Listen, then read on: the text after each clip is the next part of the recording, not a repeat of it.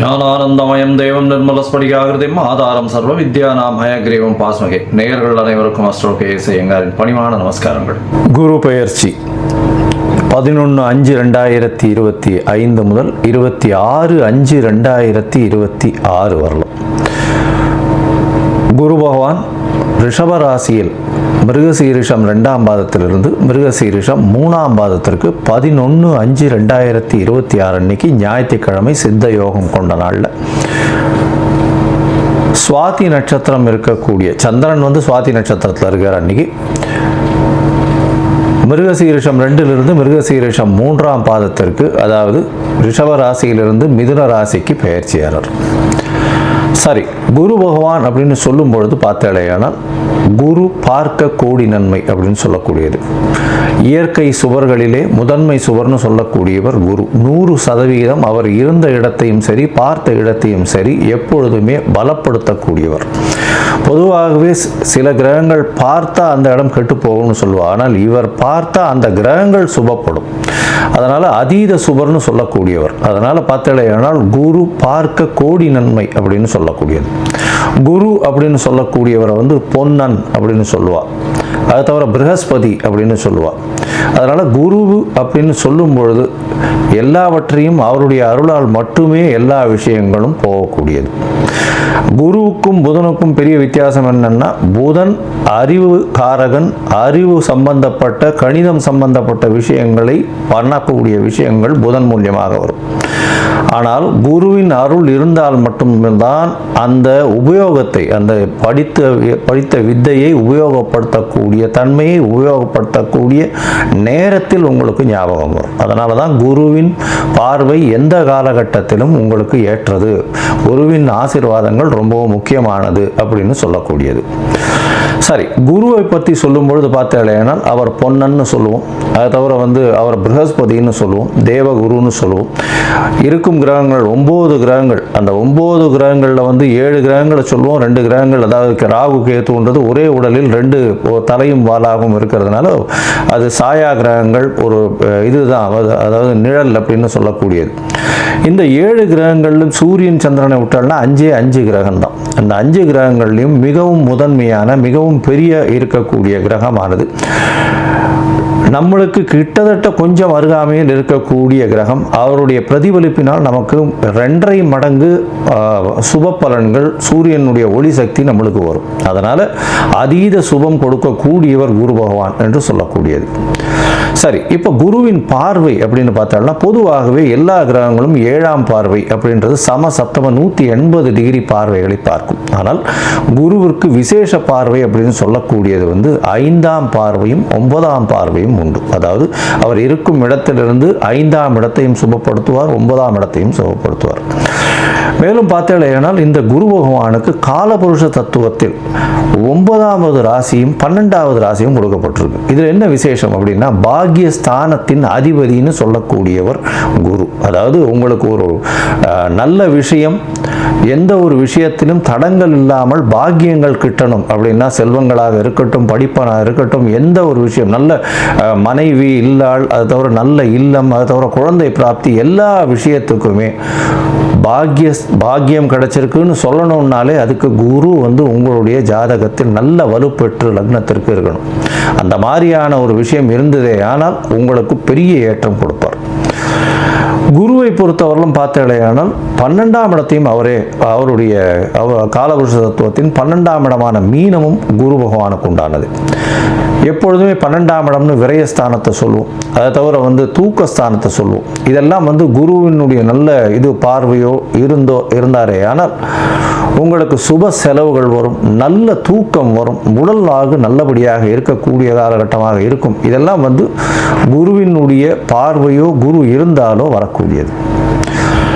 சரி, குரு பகவானை பொறுத்தவரையிலும் பார்த்தாலேயானால் அவருக்கு குரு அணி அப்படின்னு சொல்லக்கூடியது சூரியன், சந்திரன், செவ்வாய் மற்றும் குரு, இவர்கள் 4 பேர் ஒரு அணியாகவும், இவர்கள் அருள் அணி அப்படின்னு சொல்லக்கூடியதாகவும், பொருள் அணின்னு சொல்லக்கூடியவர் சுக்கிரனுடைய அணியாக, சுக்கிரன், புதன், சனி மற்றும் ராகு கேது இவர்கள் 5 பேரும் ஒரு அணியாகவும் இருக்கக்கூடியது. அதனால் குரு அதீத சுபத்துவர் 100% சுபத்துவர் குரு. அதற்கு அடுத்து சற்று கம்மியாக, அதாவது 80%, 75%ன்னு சொல்லக்கூடிய அளவுக்கு சுக்கிரன் சிறந்தவர். அதே போல் பார்த்தாலேனால் அதீத சுபத்துவம் கொண்டவர் வந்து பௌர்ணமி சந்திரனும் தனித்த புதனும் சொல்லுவாள். மிச்சவா எல்லாருமே வந்து பாவர்கள்னு சொல்லக்கூடியது. சந்திரன் வந்து பௌர்ணமி சந்திரன், அதாவது வளர்பிறை சந்திரனோ பௌர்ணமி சந்திரனோ சுபராக கொள்ளக்கூடியது. அதுவும் வந்து அமாவாசையிலிருந்து வளர்பிறைன்னு பார்த்தோம்னா ஒரு 6 நாள் 7 நாளைக்கு பார்த்தோம்னா உங்களுக்கு வெளிச்சம் இருக்கிறதுக்கு வாய்ப்பு இல்லை. அதனால் அந்த காலகட்டத்தில் சந்திரனை எடுத்துக்க மாட்டான். சரி, இப்போ குருவை பற்றி பார்க்கும்பொழுது குருவினுடைய ஸ்தலங்கள் எல்லாருக்கும் தெரியும். குருவினுடைய காரகத்துவம்னு சொல்லக்கூடியது வந்து பணம் வரணும் அப்படின்னா குரு நல்லபடியாக இருக்கணும். குரு நல்ல இடத்துல இருந்து உங்களுடைய ராசியோ லக்னத்தையோ பார்த்தாரு ஏனால் 2வது ஸ்தானத்தை பார்த்து 11வது ஸ்தானத்தை பார்த்தாரு ஏனால் பணத்திற்கு பஞ்சம் இருக்காது. பொதுவாகவே குருவை நம்ம வந்து தனகாரகன் அப்படின்னு சொல்லுவோம். ஜோதிட சாஸ்திரத்தில் தனகாரகன். அதை தவிர குருவுக்கு வந்து பார்த்தாலேயானால் புத்திர காரகன். இந்த ரெண்டும் வந்து காரகத்துவத்திலேயே வரும். அதனால் ஒரு ஜாதகத்தில் குருவினுடைய வலுத்தன்மை உங்களுக்கு அடுத்த சந்ததியினர் நல்லபடியாக இருக்கணும் அப்படின்னா குரு நல்ல வலுத்து இருந்து குருவினுடைய ஆசீர்வாதங்கள் நிச்சயமாக இருக்கணும். அதனால் காரகத்துவம்னு பார்க்கும்பொழுது புத்திர காரகத்தை சொல்லுவாள். 5ஆம் இடம், 5ஆம் இடத்தின் அதிபதி மற்றும் குரு, இவர்கள் 3 பேரும் வந்து ஒரு ஜாதகத்தில் நல்லபடியில் இருந்தால் அந்த ஜாதகனுக்கு அதாவது புத்திர பிராப்தி இருக்கும், சந்தானம் விருத்தி அடையக்கூடிய வாய்ப்புகள் நிச்சயமாக உண்டு அப்படின்றது தான் ஜோதிட சாஸ்திரம் சொல்றது. அதே மாதிரி தன காரகன்னு சொல்லக்கூடியவரும் குரு. அதனால இந்த 2த்துக்குமே காரகத்துவம் வருது. அதனால மிச்சப்படி நல்ல விஷயங்கள் நிறைய பண்ணாலும் இந்த 2 விஷயத்தில் ரொம்பவும் முக்கியமாக இருப்பார். இதை தவிர பார்த்தாலேயானால் குருவுக்கு உண்டான மரம்னு சொல்லக்கூடியது அரச மரம். அரச மரத்தை குருவுக்கு உண்டான மரம். ஏன்னா அரச மரத்தில் பார்த்தாங்கன்னா ஒரு பகுதி வந்து விஷ்ணுவும் ஒரு பகுதி வந்து சிவனாகவும் சொல்கிறா, வேறு பகுதி வந்து பிரம்மாவாகவும் சொல்கிறா. அதனால் அரச மரத்தின் முழுவுமே மும்மூர்த்திகள் இருக்கிறதாகவும் அது குருவினுடைய ஆளுமையில் இருக்கிறதாகவும் சொல்லக்கூடியது. எல்லோருக்குமே சுவராக இருக்கக்கூடியவர் குரு. அதுதான் ரொம்ப பெரிய விசேஷம். யாருக்குமே தீங்கு செய்ய மாட்டார். ஒரு நல்லது பண்ணுவார், இல்லைன்னா பண்ணாமல் இருப்பார். தீங்குன்றது பண்ண மாட்டார். மேலும் பார்த்தீங்களேனால் குருவுக்கு உண்டான மலர்ன்றது சொல்லக்கூடியது முல்லை மலரை சொல்கிறார். அதை தவிர குருவுக்கு உண்டானது சந்தன மரத்தை சொல்லுவான். இதை தவிர பார்த்தீங்களேனால் இந்த சந்தன மரம் தானம் கொடுக்குறது, அதாவது கொண்ட கடலை, மஞ்சள் நிறம், இந்த மாதிரியான விஷயங்கள் குருவுக்கு சொல்கிறான். இது எதுக்கு சொல்கிறேன் அப்படின்னா ஒருவருக்கு குரு அந்த அளவுக்கு சரியில்லை, இந்த குரு பெயர்ச்சி கொஞ்சம் பிரச்சனைகள் இருக்குது, அதனால் அவளுக்கு வந்து பிரச்சனைகள் வந்து அதிகமாக போகக்கூடிய வாய்ப்பு இருக்குது. அதாவது தனம் வருமானத்திலும் சரி, அதை தவிர வந்து அவளுக்கு உண்டான புத்திர பாக்கியங்களும் சரி, இல்லை புத்திரர்களால் பிரச்சனைகளாக இருந்தாலும் சரி, இல்லை கடன் ஏறக்கூடிய வாய்ப்புகளாக இருந்தாலும் சரி, கடல் கழுத்தை நெருக்கக்கூடிய வாய்ப்புகளாலும் சரி, இந்த மாதிரியான எளிய பரிகாரங்களை செய்கிறது ரொம்பவும் நல்லது. அதாவது என்ன அப்படின்னா முதல்ல வந்து குரு காயத்ரின்னு சொல்லக்கூடிய ஓம் ரிஷபத்வஜாய வித்மகே கிருணிஹஸ்தாய தீமகி தன்னோ குரு பிரச்சோதயாத்து அப்படின்ற இந்த குரு காயத்ரி மந்திரத்தை ஒரு நாளைக்கு 3 தரமாவது இந்த குரு அடுத்த பெயர்ச்சி ஆறவர்களும் சொல்கிறது ரொம்பவும் நல்லது. அது தவிர குரு பகவானுக்கு உண்டான எளிய பரிகாரம்னு சொல்லக்கூடியது இந்த கொண்டக்கடலை வெள்ளை கலர் கொண்டக்கடலையை வந்து சுண்டல் பண்ணி இது பண்ணுறது. அது தவிர முல்லைப்பூ சாத்துறது குரு பகவானுக்கு, இல்லை தட்சிணாமூர்த்திக்கு. அது தவிர வந்து மஞ்சள் கலர் வஸ்திரம் தானமாக கொடுக்கறது. படிக்கக்கூடிய இடங்கள் அதில் வந்து அதாவது பாடசாலைகள் இதுக்கெல்லாம் வந்து படிக்கிறதுக்குன்னு உங்களால் முடிஞ்ச விஷயத்தை தானமாக கொடுக்கறது. நெய் போட்ட ஸ்வீட்டு அது வந்து வாங்கி தானமாக கொடுக்கறது. அதாவது கோவிலில் வந்து நெய் போட்ட ஸ்வீட், அதாவது சக்கரை பொங்கல்னு வச்சுக்கலாம். அந்த மாதிரியான விஷயங்கள் கொடுக்கறதன் மூலியமாக குருவுக்கு உண்டான பிரீத்தி. சரி, இது எப்போ பண்ணலாம்? குருவுக்கு உண்டான பிரீத்தின்னு சொல்லக்கூடியது எப்போவுமே குருவின் நாளான அதாவது வியாழக்கிழமை அன்னைக்கு பண்ணணும். அதை தவிர பார்த்தாலேயானால் இந்த காயத்ரி மந்திரத்தை எப்போ சொல்லணும்? வியாழக்கிழமை கார்த்தால முதல் மணி நேரம், அதாவது ஹோரைன்னு சொல்லுவோம். அதாவது சூரியன் உதித்த முதல் மணி நேரத்தை ஹோரை அப்படின்னு சொல்லக்கூடியது. இந்த ஹோரையில் முதல் மணி நேர ஹோரை, அதாவது உங்களோட ஊரில் சூரிய உதயம் வந்து 7 மணி இருக்கலாம், இல்லை 6 மணி இருக்கலாம், இல்லை 5 மணி இருக்கலாம். எந்த மாதிரியான இதுவாக இருந்தாலும் சூரிய உதயத்தின் முதல் மணி நேரம் வியாழக்கிழமை அன்னைக்கு இந்த இது காயத்ரி மந்திரத்தை 3 முறை சொல்கிற இல்லையானால் உங்களுக்கு வரக்கூடிய வர வேண்டிய எந்த பிரச்சனைகளிலிருந்தும் நிச்சயமாக தவிர்க்கப்படும். சரி, இப்போ குரு பயிற்சி இந்த மேஷம் முதல் மீனம் வரை எப்படி இருக்கு அப்படின்றத ஒன்றா பார்க்கலாம். அதற்கு முன்னாடி என்னுடைய மொபைல் நம்பர் போயின்னு இருக்கும், இங்கே அதாவது மேலே இருக்கும். உங்களுக்கு அஸ்ட்ராலாஜிக்கல் கன்சல்ட் தேவைப்பட்டதுன்னா நீங்கள் எனக்கு காண்டாக்ட் பண்ணுங்க. உங்களுடைய date, time, place of birth, உங்களுடைய பெயர், தாய் தகப்பனார் பெயர் வரலாம் அனுப்பிச்சு வைங்க. நான் உங்களுடைய ஜாதகத்தை போட்டு சந்தி இருக்கான்னு பார்க்குறேன். சந்தின்றது பார்த்தாலேயானால் மிருகசீரிஷம் 2ஆம் பாதம் நினச்சின்னு இருப்பா, 3ஆம் பாதத்தில் இருக்கும், ராசியே மாறிடும். இது நட்சத்திர சந்தி, நட்சத்திர பாத சந்தின்னு சொல்லுவோம். அதே மாதிரி லக்னத்தையும் பார்த்தோன்னா அதே மாதிரி லக்னத்தில் பார்த்தாலேயானால் விசாக நட்சத்திரம் நினச்சின்னு இருப்பா, விசாக நட்சத்திரம் துலா ராசி நினச்சின்னு இருப்பா, விசாக நட்சத்திரம் விருச்சிக ராசியில் இருப்பா. அதனால் சந்தி முதல்ல பார்க்கணும். அதே மாதிரி நட்சத்திரங்கள் எந்த நட்சத்திர பாதத்தில் நிற்கிறா அப்படின்றத முதல்ல தெரிஞ்சுட்டு உங்களுக்கு நடக்கக்கூடிய தசாபுக்தி, அந்தரம், சூக்ஷ்மம் இதெல்லாம் எப்படி இருக்குன்றதையும் பார்த்துட்டு இப்போ நடக்கக்கூடிய மாறுதல்கள் என்ன ஒரு மாற்றத்தை ஏற்படுத்த போகிறதுன்றதையும் பார்த்து உங்களுக்கு உண்டான பலன்களை நான் சொல்கிறேன். அதற்கு உண்டான கட்டணத்தையும் போடுறேன். அதை அனுப்புங்க. அனுப்பிச்சதுக்கப்புறம் உங்களுக்கு அப்பாயின்மெண்ட் தரேன்.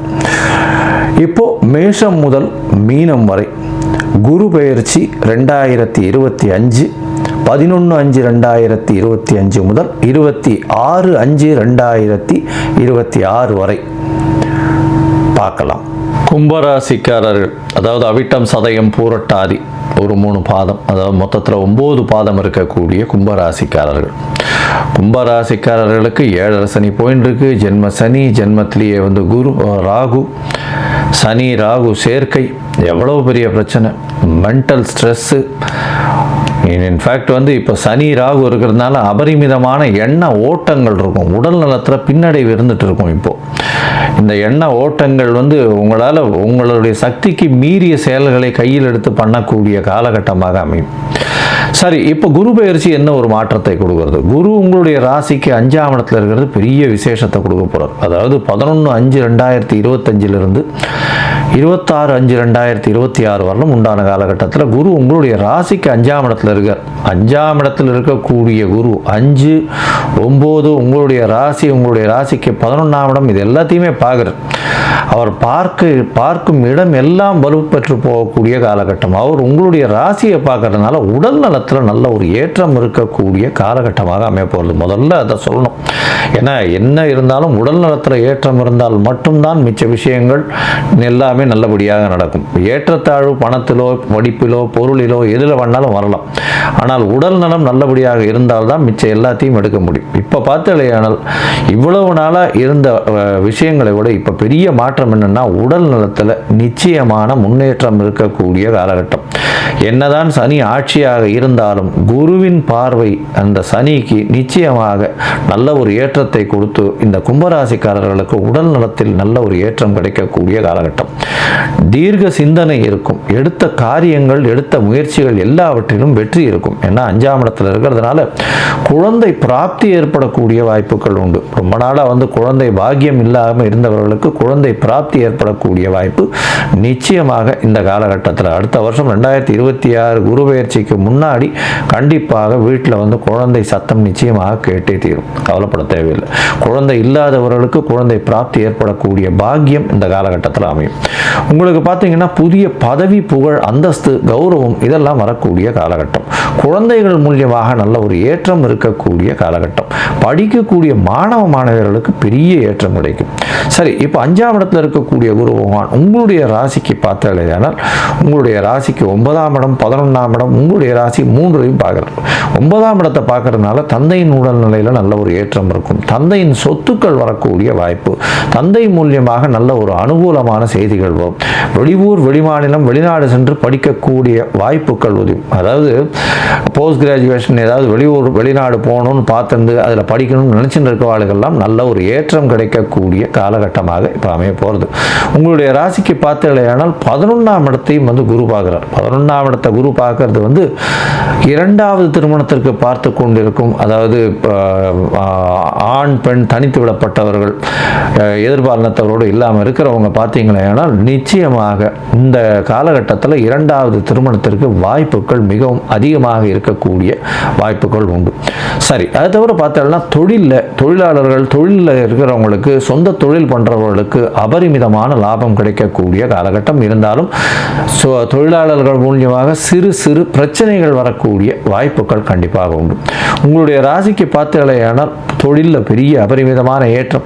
பார்ட்னர்ஷிப் தொழிலில் கொஞ்சம் ஜாகிரதையாக பார்த்து மெதுவாக போகிறது நல்லது. ஏன்னா 7ஆம் இடத்துல கேத்து இருக்கிறதுனால அந்த அளவு விசேஷத்தை கொடுக்காது. உடல் நலத்தில் நல்ல ஏற்றம் இருக்கக்கூடிய காலம். சரி, உங்களுடைய ராசியை பார்க்குறாரு. ராசியை பார்க்கும்போது நல்ல ஒரு தீர்க்கமான சிந்தனை, தீர்க்கமான ஒரு விஷயத்தில், எந்த ஒரு விஷயத்திலும் எடுத்த காரியங்கள் எல்லாவற்றிலும் நல்ல ஒரு முயற்சியோடு நிச்சயமான வெற்றியை அடையக்கூடிய காலகட்டமாக அமைய போகிறது. சரி, மொத்தத்தில் பார்த்தோம்னா கும்பராசிக்காரர்களுக்கு நல்ல ஒரு ஏற்றமான காலம். 5ஆம் இடத்தில் இருக்கக்கூடிய குரு முதல்ல புத்திர காரகன்றதுனால புத்திர ஸ்தானத்தனமான 5ஆம் இடத்துல போய் இருக்கிறதுனால கண்டிப்பாக குழந்தையை கொடுக்கக்கூடிய பாக்கியம். அதனால் இவ்வளவு நாள் குழந்தை இல்லாதவர்களுக்கு குழந்தை பாக்கியம் நிச்சயமாக கிட்டும். புதிய பதவி, புகழ், அந்தஸ்து, கௌரவம் இதெல்லாம் வரக்கூடிய காலகட்டமாக அமைய போகிறது. அதோட பார்த்தோம்னா குடும்பத்தில் குழந்தைகள் மூலியமாக உங்களுக்கு பெரிய ஒரு ஏற்றம் கிடைக்கும், ஒரு சந்தோஷம் கிடைக்கக்கூடிய காலகட்டமாக அமையும். ராசிக்கு 9ஆம் இடத்தை குரு பார்க்கறதுனால தந்தையின் மூலியமாக அபரிமிதமான யோகம் கிடைக்கும். தந்தையினுடைய இதில் தொழிலையும் நீங்கள் பங்கு பெறக்கூடிய வாய்ப்புகள் நிச்சயமாக இருக்கும். அதை தவிர பார்த்தீங்களேயானால் வெளிநாடு போய் படிக்கக்கூடிய பாக்கியம் இந்த காலகட்டத்தில் நிச்சயமாக அமைய போகிறது. உங்களுடைய ராசிக்கு பார்த்தீங்கன்னா தந்தையின் உடல்நிலையில் நல்ல ஒரு ஏற்றம் இருக்கக்கூடிய காலகட்டமாக அமையும். உங்களுடைய ராசிக்கு 11ஆம் இடத்தை குரு பார்க்கறதுனால கண்டிப்பாக 2வது திருமணம் பார்த்து கொண்டிருப்பவர்களுக்கு கண்டிப்பாக 2வது திருமணம் ஏற்படக்கூடிய வாய்ப்பும், தொழிலில் அபரிமிதமான லாபமும் கிடைக்கக்கூடிய காலகட்டமாக இந்த காலகட்டம் அமைய போகிறது. மூத்த சகோதர சகோதரிகள் மூலியமாக உங்களுக்கு நல்ல ஒரு ஏற்றம் கிடைக்கக்கூடிய, சந்தோஷமான விஷயங்கள் கிடைக்கக்கூடிய வாய்ப்புகள் நிச்சயமாக உண்டு. உங்களுடைய ராசியை பார்க்குற குரு உடல் நலத்தில் நல்ல ஒரு ஏற்றத்தை கொடுப்பார். இவ்வளோ நாளாக பின்னாடி இருந்தது. இப்போ அதாவது 11/5/2025 பார்த்தோம்னா உடல் நலத்தில் நல்ல ஒரு ஏற்றத்தை கொடுக்கக்கூடிய காலகட்டமாக அமையும். அதோட பார்த்தோம்னா தீர்க்கமான சிந்தனைகள் இருக்கும். எடுத்த காரியங்கள் அனைத்திலும் வெற்றி பெறக்கூடிய வாய்ப்புகள் நிச்சயமாக உண்டு. மொத்தத்தில் பார்த்தீங்களேயானால் இந்த கும்பராசிக்காரர்களுக்கு 95 விழுக்காடு வெற்றிகள் சேரக்கூடிய காலகட்டமாக அமைய போகிறது. இருந்தாலும் ஜென்ம சனி இருக்கிறதுனால எந்த ஒரு விஷயத்திலையும் முயற்சிகள்லையும் கொஞ்சம் ஜாகிரதையாக போகிறது ரொம்பவும் நல்லது. நீங்கள் பார்த்தீங்கன்னா அருகில் இருக்கக்கூடிய, அதாவது சென்னை பாடி அருகில் இருக்கக்கூடிய திருவலிதாயம் போயிட்டு வாங்க. திருவலிதாயத்தில் தட்சிணாமூர்த்தியை போய் சேவிச்சுட்டு வர்றதன் மூலியமாக அங்கே இருக்கக்கூடிய சாமிக்கு மஞ்ச வஸ்திரம் அந்த மாதிரியான விஷயங்கள் தானம் கொடுத்துட்டு வர்றதும், முல்லைப்பூ சாத்திட்டு வர்றதும் நல்ல ஒரு ஏற்றத்தையும் வரக்கூடிய பிரச்சனைகளிலிருந்து மிகப்பெரிய மாற்றத்தையும் கிடைக்கக்கூடிய காலகட்டமாக இந்த கும்பராசிக்காரர்களுக்கு அமைய போகிறது.